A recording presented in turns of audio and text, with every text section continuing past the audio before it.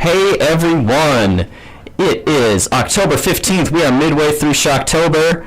I'm Jeremiah, and to my left is... the good old Cody Booker coming back once again. We are sitting in here doing this show called Antipop, where we're going to discuss life, video games... And the pursuit of happiness. The two commonly intersect. Yep. Yeah. So, it's been an interesting little pull of time for games. Stuff came out, stuff did not come out, stuff... Got delayed, stuff didn't get delayed. Stuff was good, stuff was not good. But what have you been up to lately? What have you been up to for the last, how long has it been since we sat down and talked into microphones? Like 2 weeks? I think about 2 weeks. What have you been up to lately? Work. Cody Booker working. Cody Booker working. Yeah, I've been stuck just doing production, doing all that. Not saying I don't enjoy it, but, it's like anything to get me out of work, Anything. Yeah, right. All right, so what kind of production does that entail? Just getting ready for this year, doing radio, all that. We just finally did sports, finally.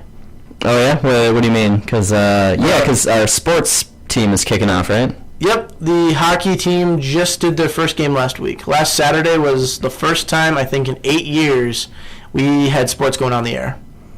Oh, so like a dude at the game doing commentary. Yep, doing play-by-play, even had a color commentary there, a duo we had. Oh my gosh. Yeah, it was good old Sean and Kyle were out there. You probably already met Sean. Oh, yeah, I mean, once or twice. Once or twice. Yeah, if anyone can talk about hockey, it's going to be that guy. Oh, yeah.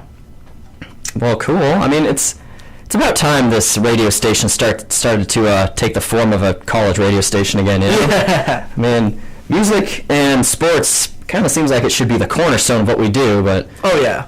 It kind of fell off, but now, here with Cody Booker as the station manager. Oh, that's next year. I'm production manager or director right now. Okay. But let's just say, in the background I pull the strings. Right. Kind of a murky title for you. I'd be the what was the name of the guy in Star Wars? The Dark Lord or something? Emperor Palpatine. Yeah, that'd be me.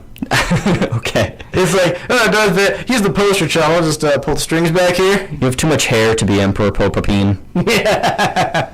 Alright, what have I been up to lately? I hope some very fun stuff. Oh, some really stupid stuff. I have been watching a lot of wrestling. Now, there's many different ways you can call that stupid. Yeah?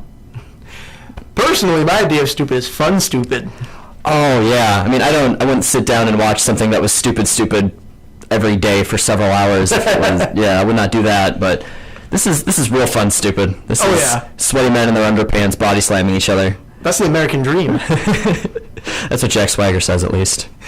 The all-American. Oh God. So, yeah, I don't want to turn this into wrestling hour, but my experience with that, with the WWE Network, has been a beautiful thing. I hope it has. I've heard a lot of people had mixed feelings about it. Probably because they were the hardcore fans going at it. Yeah, I mean... It's like me personally, I've been watching since I was 8. If I went on there, it would be pretty hard to find something for me to sit down I have not seen this yet. I've been back. Yeah, to whatever year it was when you were 8.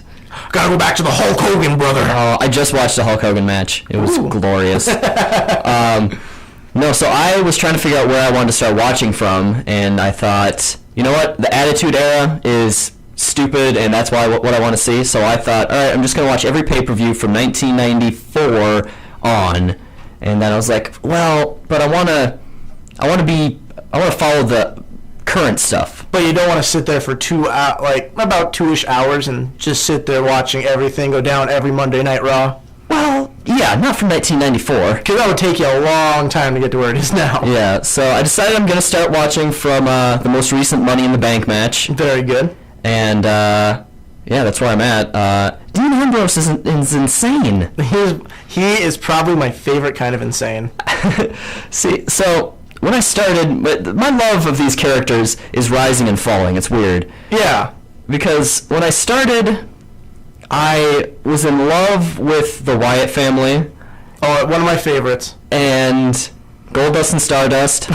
Basically... The Bizarre! Yeah, basically, if the characters are just stupid and irreverent, I love them all the more. Yeah. Like Goldust and Stardust. I was considering buying a Stardust T-shirt, and Bo Dallas. Believe. You gotta believe. You can't spell challenge without change. Yeah, the motivational, super happy guy. I love Ted and Bo. Yeah, right. Well, now, I'm at a point where he's 16-1 because of R-Truth. Yeah, and that was sad. Anyhow, so some of these, I love all the insane, stupid characters, but some of them I'm noticing their insanity isn't the kind of insanity that I wanted. Yeah. So the Wyatt family, I started out in love with these crazy Appalachian backwoods mountain men that just kind of appear and attack people and are crazy, you know. Mm-hmm. But then they started beefing with Chris Jericho, and I was like, oh, they're crossing over into boundaries they shouldn't be in right now. Yeah, because it's like the cause that they're going through with, you know, like how would I say it? Bringing down the system through their own change, you could say. Yeah, it's sort of good, but now the system's kind of, it's gone from a system to kind of a funhouse. Yeah, I mean, for one, I can't stand it when Bray Wyatt does crazy laugh.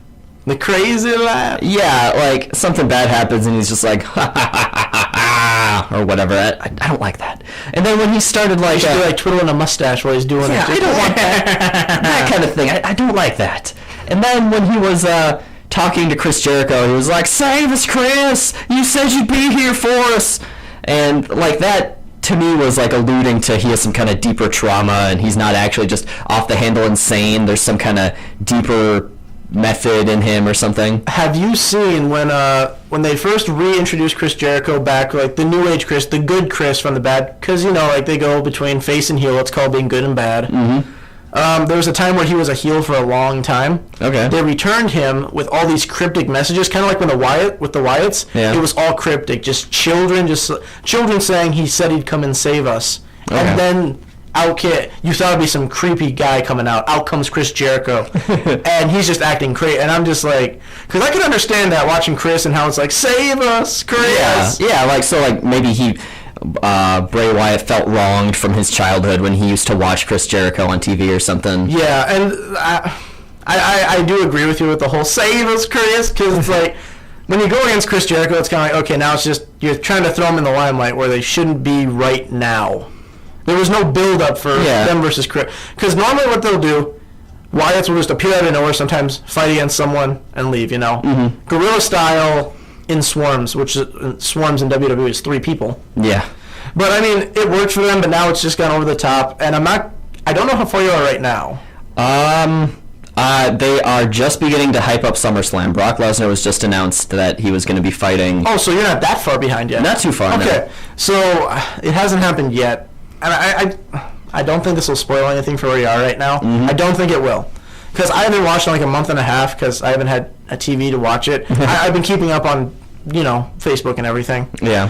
Currently, right now, they're doing Wyatt 2.0 right now. They're revamping them. Like the promos are out, just like explaining when he met them and how he saved them and everything. That's good.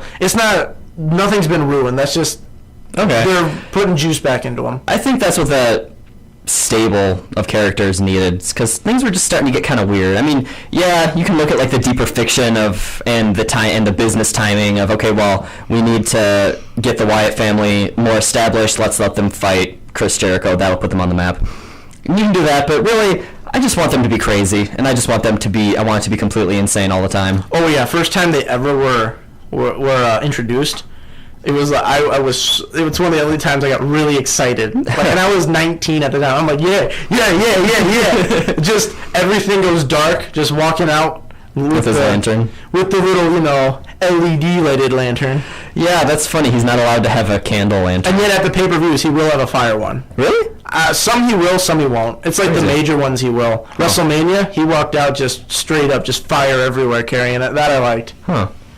So yeah, that's I'm getting to know these characters. I think I'd just like these characters when they don't talk. Yeah. I loved Gold Dust and Stardust so much, and I still do. They're probably my favorite, two of my favorites. It's just so bizarre. Yeah, like they come out and like Gold Dust is like pressing his face against the screen because there's like lights going on. He wants to catch the stars on the screen. Yeah, and I love that. But then they started talking, and they start talking about the cosmic door and all that. We need the cosmic key to open the door. Yeah, and it's fine, but I like him more when he doesn't talk. Yeah, because they went on for like 2 months straight of only promos for him. I got a laugh out of it half the time because originally Stardust was Cody Rhodes. He was you know all normal and everything. Mm-hmm. Then everything hit the fan, and it's just like yeah, and feelings. But you know what? Let me. What video games have you been playing, Cody? I've taken a break from Xbox right now. Okay. Because the last time I did an update for the game channel, I was playing Darksiders 2. Okay. I took a current break from it, not because there's anything wrong with it, but just because it's gotten somewhat repetitive at this point with puzzles. So I went back. I finally beat Pokemon Blue after a 2-month break. What? I was playing Pokemon Blue earlier on in the year, but I took a break. Okay. Why are you playing Pokemon Blue? Do you think you're going to marathon every Pokemon game in order or something? That's what I'm in for. Yeah, I know you so well. Yep, I finally beat Blue. I just got fed up at the end because I did all the original stuff every gamer does. I went and did the rare candy cheat, Master Ball cheat. I got bored because I tried to play it normal without using rare candies against the Elite Four. I got so bored of grinding. Just started throwing candies at them. So then I beat it, and now I am on Crystal. Okay, yeah. Generation 2. My favorite of the 3. That's where Crystal is where I stopped. I had Red. I played that a lot when I was like 8 years old or something. Yeah. And then I borrowed Crystal from somebody for like 3 months and played it for a little while, then just kind of forgot about it. And that's where my Pokemon life ended. Yeah, I don't know. Ever since the talk about the newest Pokemon coming out, Omega, I think it's Alpha and Omega. I think that's the name of the new one. That sounds right. Alpha Ruby and Omega Sapphire, I think. I don't remember. All I know is that was one of my favorite childhood memories playing those games. Yeah. So when I saw it, I was just like, this brings back so many feels. The feels. Is Nintendo? Do they still own Pokemon? Did they ever own Pokemon? Yeah, they still own it. They started off. They still do. Cause who would have thought that Nintendo would be preying on your nostalgia? Yeah. Well, if they were going for it, they did it. So now, yeah, I'm just going through that. I'm going to beat that. Go on to playing my favorite of the next 3, which is Sapphire. Mm-hmm. And then after that, that's where I stopped. I stopped Generation 3. Okay. After that, then I'm just going to start slowly, little by little, pushing on into my new sad life of Pokemon. How you're really gonna sit down and play? You said 3 Pokemon games? 4? Yeah. After the newest one, I'm slowly gonna go little bit into the newer stuff. I'm not going like right now where I'm just going, okay, time to go straight through the series. Okay. After the 3rd, I'm going to go out. I'm going to actually buy Sapphire, because I'm playing the first 2 on my computer. Okay. I'm going to actually buy Sapphire. I'm actually going to play it like old times, beat it, put it on my shelf, put a little golden sticker on it and say, yay me. There you go. And then, I don't know. Little victories that get you through life. Yeah, and then I'll slowly, little bit by little bit, maybe play the newer stuff, just for fun, not just like marathon, but like, to pass the time. Yeah, it's the notion of sitting down of intermittently playing literally hundreds of hours of a turn-based RPG is terrifying to me. Yeah, I know the feeling. Because the thing is, when I'm going through, I clocked about 100 hours on it. Oh my god. Yep. Okay. We need to talk about something else. Yeah, I think Pokemon's going to become a hot button issue somewhere. Yeah. So, is that all for you? Play anything else? Nah, like I said, I just just wanted to revisit my childhood for a little while. Mm-hmm. It's going good right now. Yeah. That's me. Why wouldn't it? Yeah, how about you? What have you been doing? What have I been doing? I went out and bought a PlayStation 4. That happens. The mighty PC man has finally stepped down from his throne and has decided to sit with us mortals. Well, yeah, I mean, there are some things you just need a peasant box for, so... Yeah, you've seen the pictures online of, like, the golden sticker and it says the master race and it's a picture of a PC. Yeah, that... The master race. Yeah, I can't, I don't like that kind of stuff. I mean, ultimately, if it plays games, that's good. It's so weird how people get so committed to their one platform of choice. I mean, it plays games. They look good. They're fun. Who cares? Like, I won't lie. Like 4 months ago, I somewhat consider that's like I'd be the console guy, even though I just have a 360. You know, still in the old times. But then again, I get to play the pre-sequel. Oh. And then, you know, the almighty Master Jeremiah right here, just stroking his chin, just like, what should I play on Steam? Yeah, right. What does Steam have on sale for 33 cents? Exactly. But no, I got myself a PS4. I worked it out. I worked the system a little bit. Amazon has a thing where if you sign up for one of their cards, like a credit card basically. Yeah. But for Amazon, they give you like $60 off your next purchase. So I did that, and sadly, on a $450 item, $60 off basically covers the tax. Yeah, I just now, for the first time ever, I think 2 weeks, like last month, I signed up for Amazon. Yep. I don't like it. What? Well, I didn't like the fact that I had to sign an account to have it. What? You don't want to log in? I feel like I'd have just as much. I'd be completely content and fine if I could just surf through Amazon, get what I want, order it just without even signing in or anything. You know what I mean? You can do that, actually. You can? I tried to do that for like hours. I couldn't do it. You can do literally that. Really? Yeah. I mean, you hit the little checkbox, remember me, log me in automatically. Yeah. And then, it'll have you logged in. And then you can also do one-click shopping where it remembers all of your credit card information and everything. You go to the item, you just click a little button that says one-click shopping. It automatically sends to your most current address. It uses your last payment method, and that's it. Really? You go and you look at the store page for the horse mask or whatever, and you press one button, and then there's a horse mask at your door in 2 days. Dude, Amazon Prime is the greatest thing ever. Oh gosh, I have Amazon Prime, free 2-day shipping. The magnificent shopping race in the corner. Yeah, right. I need a horse mask. I haven't bought one yet. I want to see that horse mask when you get it. But anyway, I think we're getting off topic again. So I bought a PS4. Yep. And I got the Destiny bundle. How are you liking it? Oh, well, let me say that the white PS4 looks just like a normal PS4, only it's white and doesn't say Destiny on it or anything. Looks super slick. I love the way this thing looks. Same with the controller. Destiny itself? Yeah. Pretty good. Okay, so it's nothing like Elder Scrolls Online. Not raging on Elder Scrolls Online, but I'm just saying. You can rage on it. It wasn't a good game. Yeah. But for everyone out there still defending it, I'm just going to say it was hyped too much. People got on it. They weren't happy with it. Yeah. I'll leave it at that so that I don't get my head chewed off. When you make a gigantic world with nothing in it, people are going to get angry. Exactly. Send all your hate mail on Elder Scrolls. Send to Jeremiah right here. He's good to go. I'll take it. I've already got enough fire under me right now. Yeah, right. So Destiny is real cool. It's I think it's pretty much everything I wanted it to be. It's a first-person shooter, online multiplayer RPG loot grindy thing. I've heard it's a lot like Halo and Borderlands put together, kind of. That's basically what it is, yeah. Like a similarity to it, not the exact, it's like, it's just this. I hear it's like you can compare it.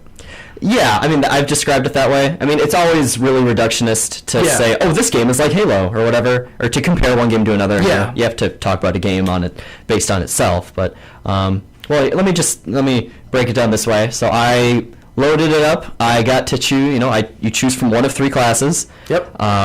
There's like the expert sharpshooter, marksman type guy. Mm-hmm. There's the kind of a magic type class. They focus on area of effect spells and grenades and things. Yeah. And then the brute, the big hulking brute man with a rocket launcher. First one in. It's the Titan. That's what I chose. The Titan. I felt out all 3 classes because you can get to know all the class in like 15 or 20 minutes. Mm-hmm. I like the Titan His most of his special abilities revolve around punching people.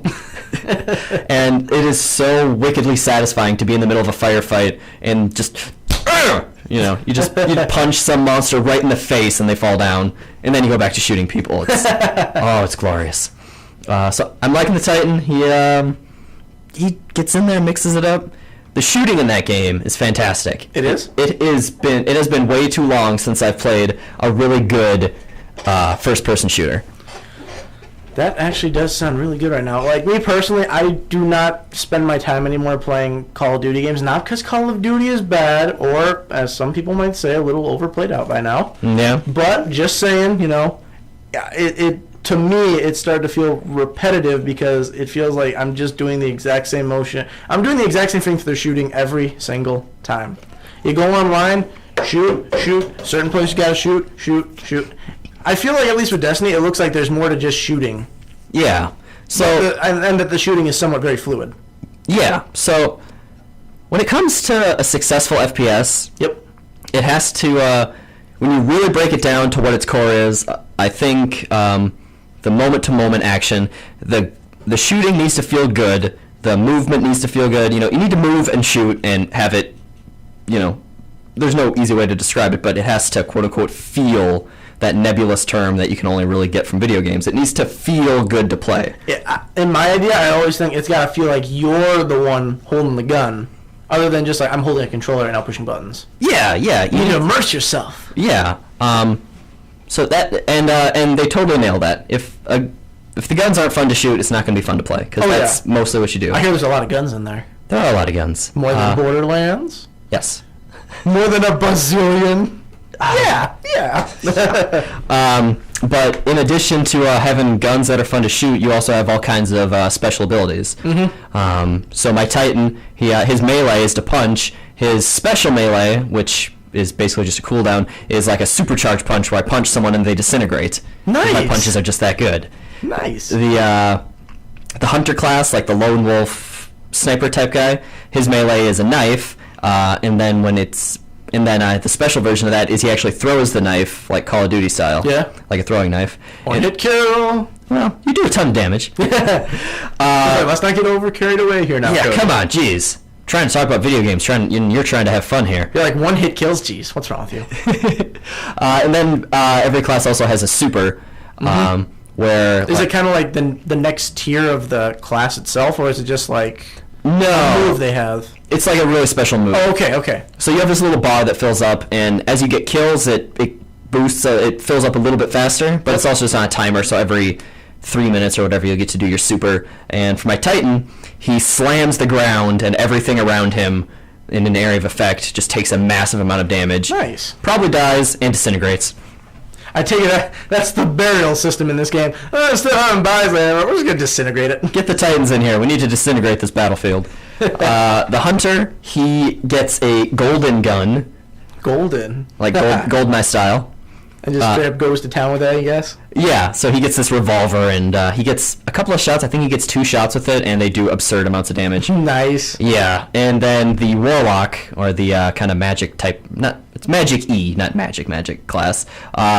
They have a one-shot projectile where it goes into you line up your shot, it goes into third person, and you see him just throw like a lightning bolt at a guy, and that decimation right there. So there's a variety of things that you can do like that. Mm-hmm. It's fun. I mean, I don't really know how else to say it. I mean, it's moment to moment. It's fun to run around and shoot things. Bring your friends. Yeah.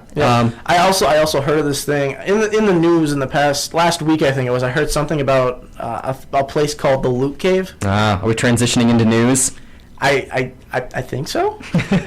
This is just what I heard about Destiny. Something about a loot cave and how like, everyone's angry it's gone now. And I saw a screen cap of it, like a picture. Yeah. Just this cave, just guns and everything everywhere on the floor. Yep. It was like, what is going on here? Right. So Destiny, it is a part of Destiny is that it is a loot game. Yeah. So it's not like Halo where you just pick up a gun and that's your gun. You go into your character screen and you have chest armor and leg armor and a helmet and all that. Mm-hmm. And as you kill dudes and complete missions and things, you'll get rewards in the form of new guns, new helmets, stuff like that. Makes your character actually look different, gives you better stats. And there was a thing called the Loot Cave, and this was a strategy that some people worked out where they would go to places on the map where they could sit a good distance away from an opening. They called it a cave, but I mean, like the door to a bunker or something would work. And so they would sit really far away because that when you're far away from these entrances, enemies spawn faster. So they'll sit way back with a rocket launcher or sniper rifle, and a group of enemies, their timer will have them spawn, they'll run out, and then you just shoot them as they walk out. So it's kind of like far enough away where they'll spawn quicker, far enough away they won't see you, and far enough away where it's like you could just snipe one-hit kill. And then they drop loot? Yeah, so people would sit there for hours and just shoot into this cave, and every hour or something, they just walk over to all these corpses that all have a random chance to drop an item or a weapon or something like that. And it's just like, who wants to go down a trip down the Loot Cave? Yeah, and so now Bungie didn't like that, and they patched it so that they patched out most of the Loot Cave, so that doesn't work like that. I don't see why everyone would get... I understand why people would get angry because, like, oh, my strategy. But it's like, everyone's like, why would you take away the easiest way to farm armor, weapons, and not only that, ways to level up in this game? Why would you do that? Yeah. It's like, gee, I don't know. Make it equal to everyone? Yeah, that's just kind of silly. And you know what the great irony here is? There was a great article on Polygon by Ben Kuchera where he mathematically breaks down how the Loot Cave works and why the Loot Cave is actually really stupid. So, what's the best way to describe this? So people sat back and they shot the cave, and then they got their goodies or whatever. Yeah. But the reality is that's kind of the worst way to get loot, believe it or not. I'm guessing probably because of how high of a chance it is to get... I'm guessing there's a very high probability of dropping normal stuff and below par, and the chance of getting a rare item are very, very, very, very, very, very, very, very slim. And I'm guessing it's high-level characters that are probably sitting there and doing it, or probably quote-unquote noobs. Yeah, you're on the right track. So you have to understand some of the mechanics of Destiny. So when it comes to getting rare items in that game, you aren't just getting an item. You don't go like, oh look, there's a shotgun with a purple name. There's a really rare shotgun. How Destiny does its items is you pick up what they call engrams. Which are basically like goodie grab bags. So it's like, oh, I have a rare boot engram, and then you open it, and you get a random pair of boots that could be rare. So like it could be like tier 3, or it could be below that. But it'll still be the same color. There's different... No, it might not be. It might not be the same color. So you get a tier 3 boot engram, and then you open it, and it might be tier 3 boots, but it also might be tier 2 or tier 1 or just junk. So these people that sit there and shoot the cave for an hour, they wind up with a ton of these engrams, but most of them are not good engrams, and on the rare chance, Ben Kuchera broke down the math. It's something like 1 in 1,500 is the chance for the enemies to drop a legendary engram. So you can sit there and you might get 1 legendary in an hour, and then it's not even guaranteed that you're going to get a legendary item out of that, because it could be an uncommon item, not legendary, when you open it to begin with. So people are just going to sit there and basically waste their time. Yeah, unless you can kill 1,500 people in an hour, which I don't care which game. That's pretty good. Yeah. Then I'd say honestly, if it were me and I knew what was going on and I knew like the chances were low, I'd honestly just go, you know what, keep doing it. I'm just gonna make the chances lower. Oh, that'd be sneaky. I'd be like, go ahead, do it. That's funny. So one, you gotta start wondering, like, why do people do this when the chances are so slim? Yeah. And one really interesting point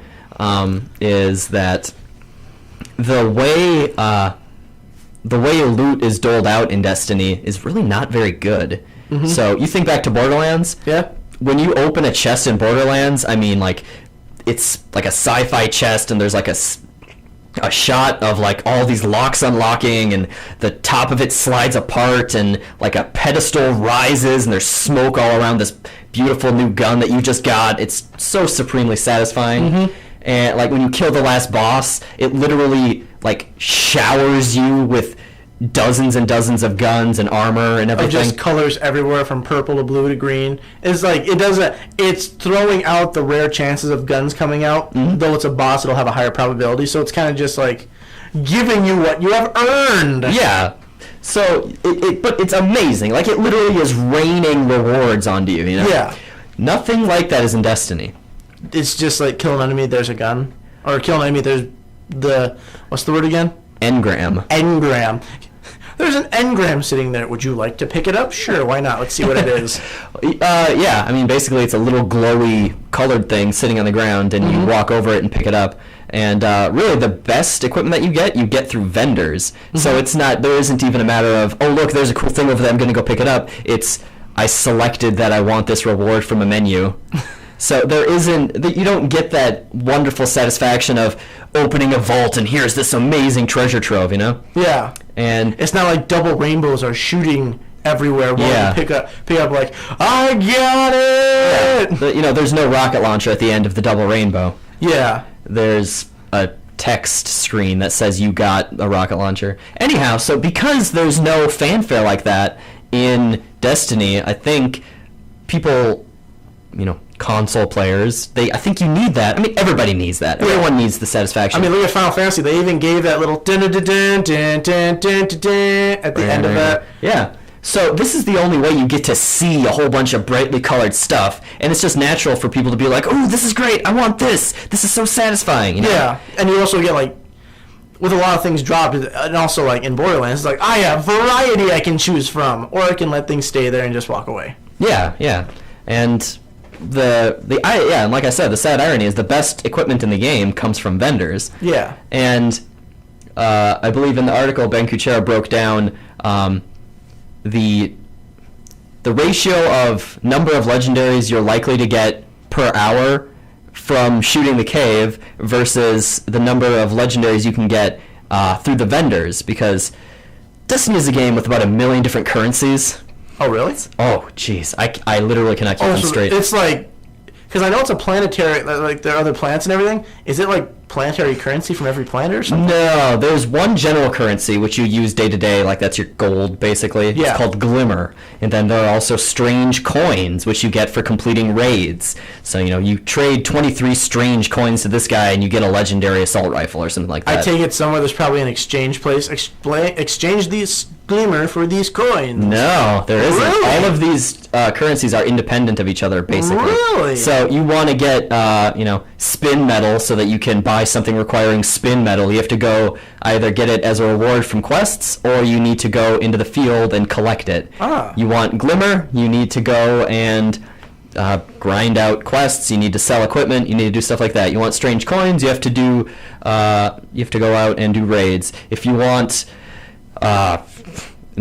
anything, you have to go and do it. And then there's also reputation. So the Crucible, or their PvP equivalent. Yeah. After you hit like level 15, I think it is, for every game in the Crucible that you finish, you get 2 points of Crucible experience. And that's just for finishing it? For finishing it. If you win, you get 3, I think is how that works. And is it like if you lose, you still just get 2? Yep. Okay. So as long as you finish it, you get your reputation starts going up, and then once you have a high enough reputation, then you can start buying the vendor items, which are the best items. Yeah.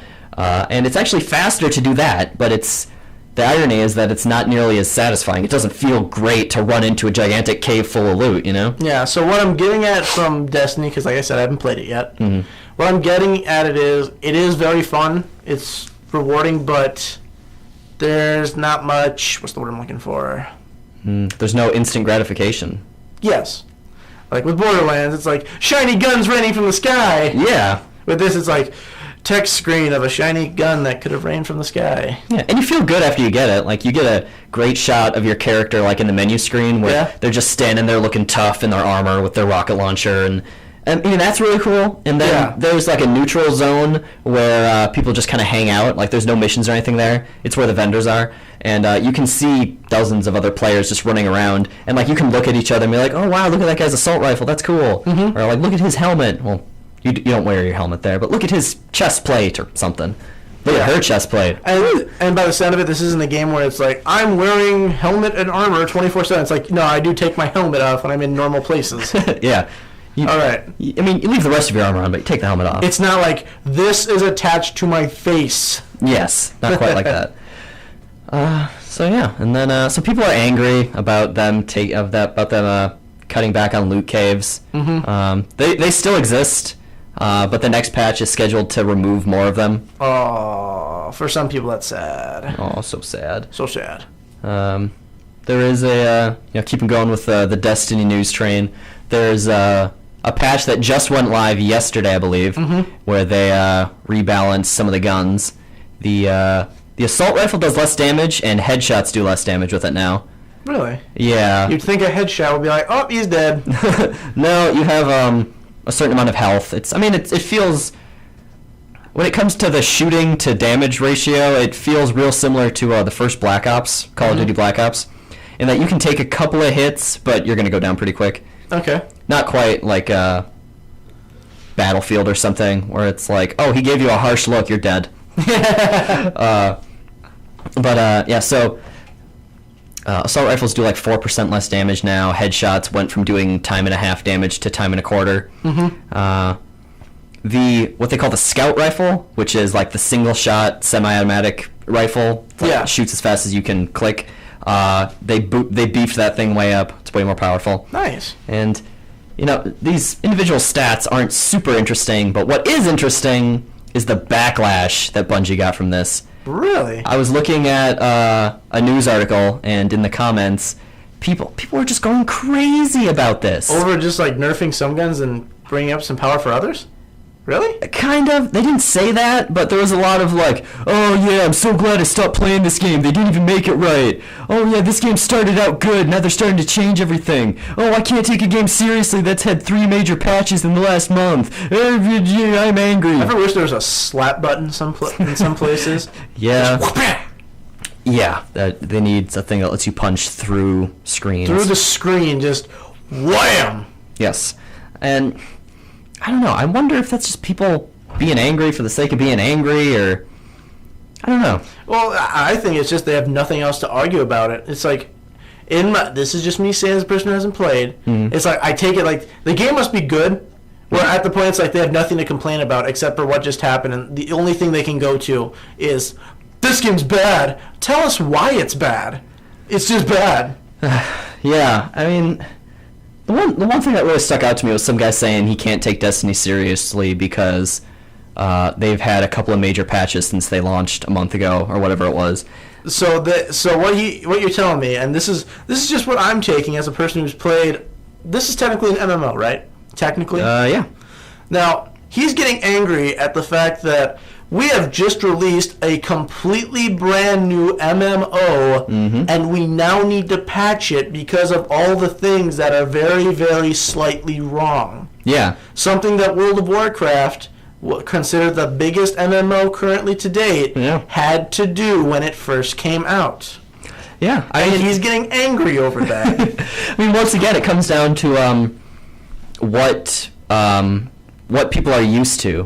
People that typically play a lot of console games, all these quick patches and all that, that's very, it's not standard, Yeah. Just like not having immediate gratification when it comes to getting your rewards.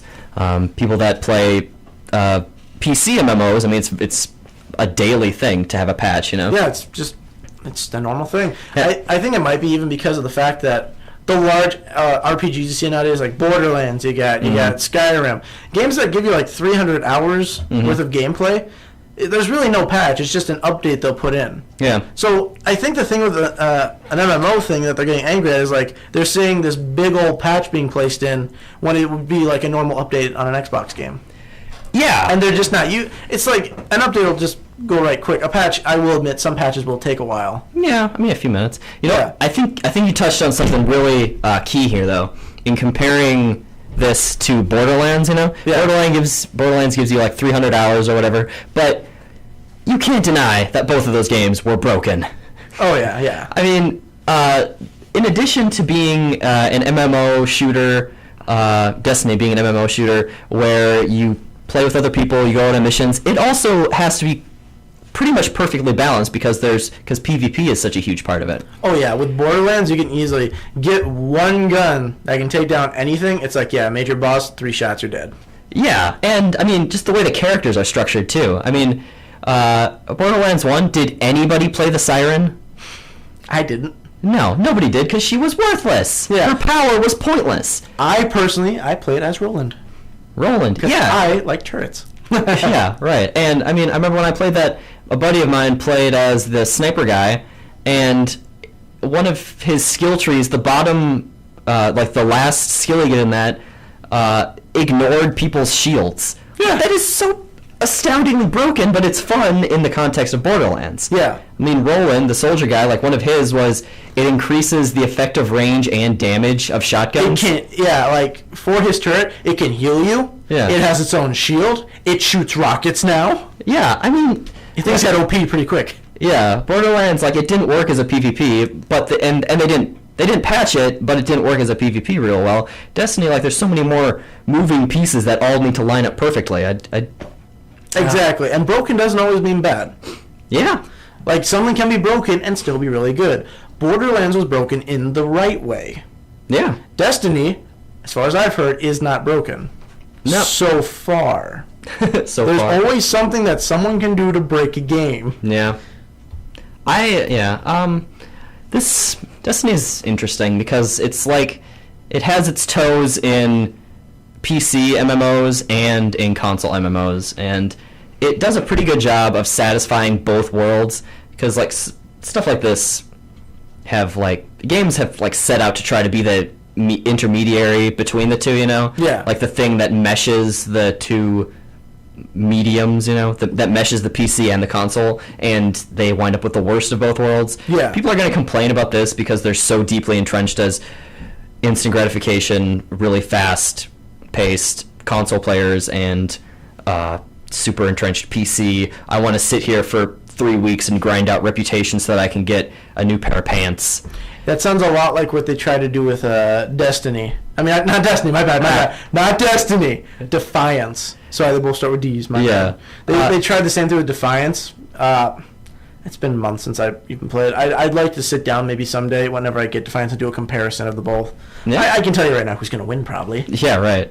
But yeah, I mean, yeah, if you don't do that right, it's going to be a big mess. But Destiny's done a really good job of satisfying both for the most part. But again, the deeply entrenched people, I don't think anything is going to is going to satisfy their itches other than their platform of choice. Yeah, whether it be handheld, console, or PC, someone's going to go and do something right or wrong, and the world will be on fire.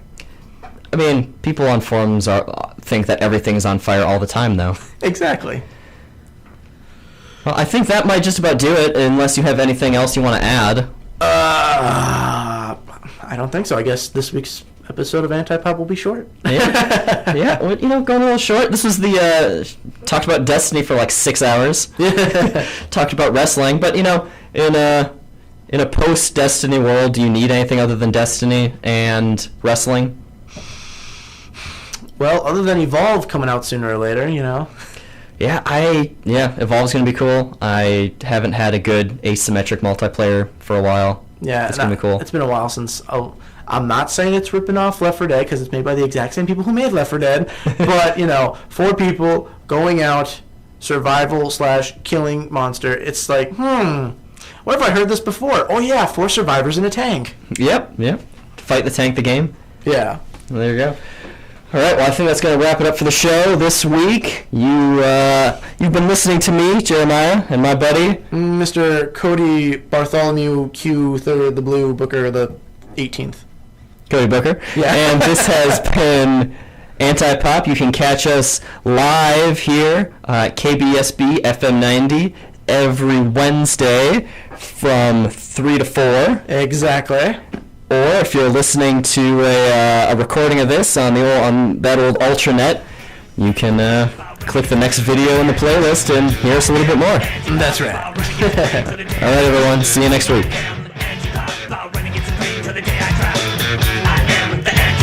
The man